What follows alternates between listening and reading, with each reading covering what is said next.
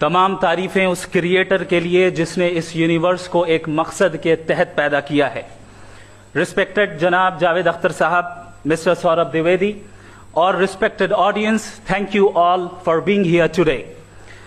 आज की डिबेट में चूंकि हम बात करने वाले हैं डज गॉड एग्जिस्ट के टॉपिक पर, तो ये एक ऐसा टॉपिक है जिसके मुताल्लिक कोई भी डिसीजन लेने के लिए अलग अलग स्टैंडर्ड्स हो सकते हैं।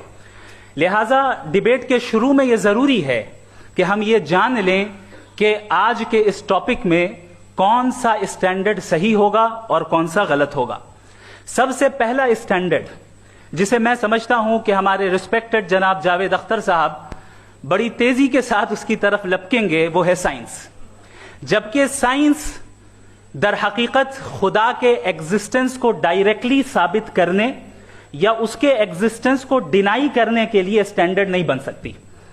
और उसकी वजह क्या है, ये मैं नहीं कह रहा, ये वो लोग कह रहे हैं जो साइंस के एक्सपर्ट्स हैं। नेशनल एकेडमी ऑफ साइंस कहती है science doesn't have the processes to prove और disprove the existence of God. Why?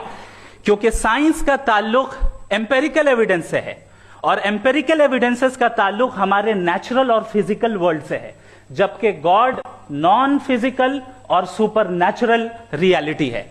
लिहाजा नॉन फिजिकल रियलिटी को आप उस टूल के साथ नहीं चेक कर सकते जिसका काम फिजिकल रियलिटी को तलाश करना है। लिहाजा आज इस डिबेट में गॉड की एग्जिस्टेंस को साबित करने या उसे डिनाई करने में साइंटिफिक एविडेंस को एक्सेप्ट नहीं किया जाएगा। दूसरा स्टैंडर्ड हो सकता है रेविलेशन, कि रेविलेशन के जरिए हम यह साबित करें कि गॉड एग्जिस्ट करता है या नहीं। लेकिन यह स्टैंडर्ड भी आज इररेलेवेंट है। क्यों? क्योंकि रेविलेशन मेरे नजदीक सोर्स ऑफ नॉलेज है, वैलिड सोर्स ऑफ नॉलेज है, लेकिन हमारे जावेद अख्तर साहब के नजदीक ये वैलिड सोर्स ऑफ नॉलेज नहीं है। लिहाजा आज की डिबेट में मैं एक भी एविडेंस किसी भी मजहबी स्क्रिप्चर से नहीं दूंगा ताकि जावेद अख्तर साहब के लिए वो अनएक्सेप्टेबल ना हो। तीसरा जो मेयार हो सकता है वो है ऑब्जर्वेशन, कि भाई कोई कहे कि हमें खुदा दिखाओ, अगर है तो दिखाओ, या ये कि खुदा के एग्जिस्टेंस पर एम्पेरिकल एविडेंस दो, तो यह है दर हकीकत गलत टूल का इस्तेमाल करना। यह ऐसा ही है कि जावेद साहब मुझसे यह मुतालबा करें कि मुफ्ती साहब आप मेटल डिटेक्टर के जरिए प्लास्टिक डिटेक्ट करके दिखाएं। अब चूंकि प्लास्टिक डिटेक्ट नहीं हो पा रही है लिहाजा plastic does not exist. No, you are using the wrong tool. इस टूल से प्लास्टिक को डिटेक्ट नहीं किया जाता। लिहाजा मैं समझता हूं कि गॉड के एग्जिस्टेंस पर एम्पेरिकल एविडेंस का मुतालबा करना एक बचकाना मुतालबा है और हमारे रिस्पेक्टेड जनाब जावेद अख्तर साहब इस स्टेज से अब बहुत आगे निकल चुके हैं। अब बचता है एक ही स्टैंडर्ड, और वो स्टैंडर्ड है अक्ल, लॉजिक, रीजनिंग। और यही वो स्टैंडर्ड है जिसके तहत गॉड की एग्जिस्टेंस को साबित किया जाएगा या गॉड की एग्जिस्टेंस को डिनाई किया जाएगा। लेकिन चूंकि ये बहुत इंपॉर्टेंट और सेंसिटिव टॉपिक है, इसलिए लॉजिकल आर्ग्यूमेंट भी ऐसा होना चाहिए जो डेफिनेटिव हो, इनडेफिनेटिव ना हो, जो 2 और 2 4 की तरह बिल्कुल वाजे हो, जिसे लॉजिकली रिजेक्ट करना पॉसिबल नहीं हो। फॉर एग्जाम्पल हम कहें हमारे रिस्पेक्टेड मिस्टर सौरभ साहब, ये एक इंसान है और तमाम इंसान कॉन्शियस बीइंग है। लिहाजा नतीजा क्या निकला, हमारे सौरभ साहब भी कॉन्शियस बीइंग है। क्या ये इनडेफिनेट आर्ग्यूमेंट है या डेफिनेट आर्ग्यूमेंट है? ये डेफिनेट आर्ग्यूमेंट है। ये 2 और 2 की तरह वाजे है, इसमें किसी तरह जो है लॉजिकली इसको रिजेक्ट नहीं किया जा सकता। तो अगर आज हमारे जावेद अख्तर साहब ऐसी कोई अकली दलील और लॉजिकल एविडेंस दें खुदा के ना होने पर जो डेफिनेट भी हो, तो मैं ये ऐलान करता हूं कि यकीनन मैं उस एविडेंस को कबूल करूंगा और उस पर गौर करूंगा। लेकिन साथ में यह भी ऐलान कर देता हूं प्रेडिक्शन के तौर पर कि ऐसा कोई डेफिनेट आर्ग्यूमेंट कोई नहीं पेश कर सकता। दलील हम देंगे और डेफिनेटिव दलील देंगे, लॉजिकल दलील देंगे, ऐसी दलील देंगे जो एंटायर एथिस्टिक वर्ल्ड उसे रेफ्यूट नहीं कर सकती। चलें अब हम एक एग्जाम्पल सोचते हैं, एक सिनेरियो, सिंपल सिनेरियो, तमाम ऑडियंस से गुजारिश है, हम और आप एक आइसोलेटेड आइलैंड पर हैं, ऐसा आइलैंड जहां पे हमसे पहले कोई कभी नहीं गया। चलते चलते आपके सामने अचानक आपने देखा एक पिंक कलर की बॉल पड़ी हुई है, سب سے پہلا سوال آپ کے ذہن میں کیا آئے گا کہ یہ بال یہاں کیوں آئی, کیسے آئی, یہ پنک کلر کی ہی کیوں ہے, کوئی اور کلر بھی ہو سکتا تھا, یہ اسی شیپ میں کیوں ہے, کوئی اور شیپ بھی ہو سکتا تھا. نیچرلی آپ اس طرف پہنچیں گے کہ کوئی نہ کوئی ہے جس نے ان اسپیسیفک پراپرٹیز کے ساتھ اس بال کو بنایا ہے اور یہاں پہ رکھا ہے.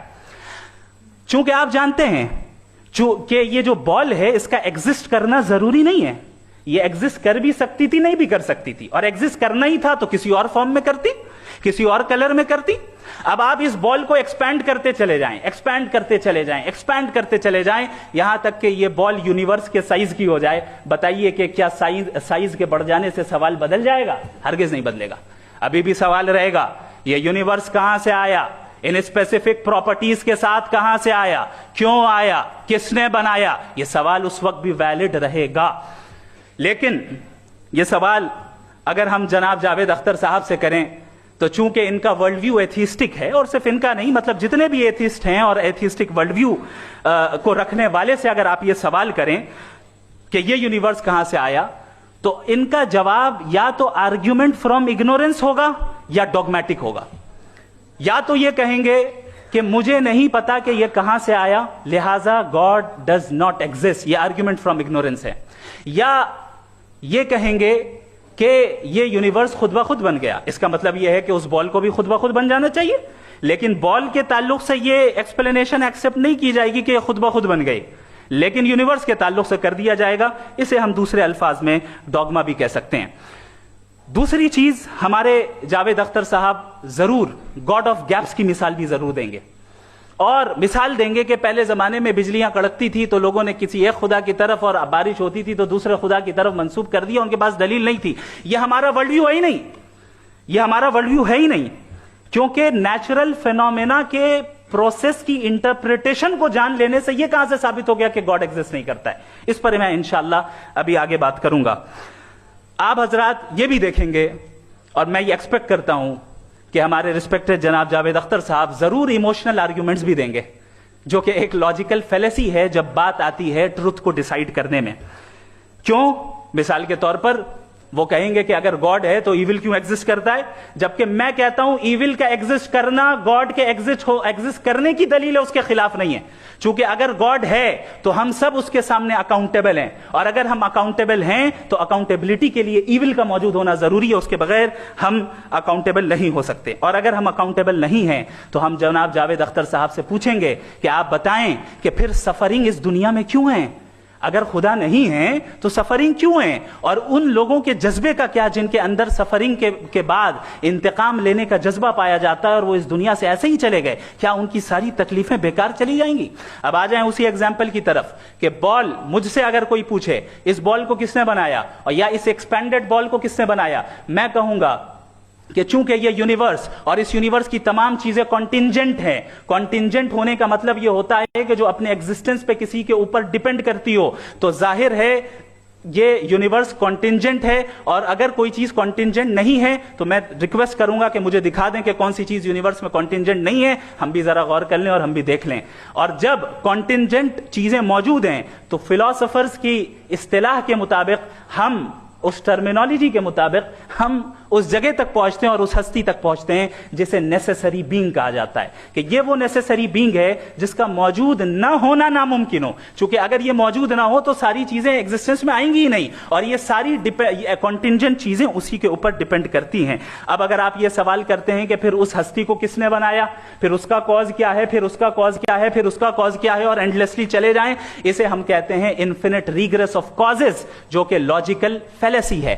کانسیپچولی انفینٹی پاسبل ہے. مثال کے طور پہ نیومیریکلز 1 2 3 گنتے چلے جائیں, انفینٹ نمبرز ہیں. میں کانسیپچولی بات نہیں کر رہا, پریکٹیکلی ریالٹی میں ثابت کر کے دکھائیں کہ infinite regress of causes possible ہیں یا نہیں. اگر پاسبل ہیں تو ہم مان لیں گے, مثال دے رہے ہیں, اور پاسبل نہیں ہے تو ایک ہی آپشن بچتا ہے جسے ہم کہتے ہیں نیسیسری بینگ. ایسی نیسیسری بینگ جو انڈیپینڈنٹ ہے, چونکہ اگر وہ ڈیپینڈنٹ ہوئی تو وہ نیسیسری نہیں رہے گی. ایسی انڈیپینڈنٹ بینگ جو اٹرنل ہے, اگر وہ اٹرنل نہیں ہوگی, اس کی بگننگ ہوگی تو وہ خود کانٹینجنٹ ہے. ایسی بینگ جو پاورفل ہے, کیونکہ کانٹینجنٹ کو ایکچوالائز کرنے کے لیے پاور چاہیے. ایسی بینگ جو انٹیلیجنٹ ہے اور نالجبل ہے, کیونکہ یہ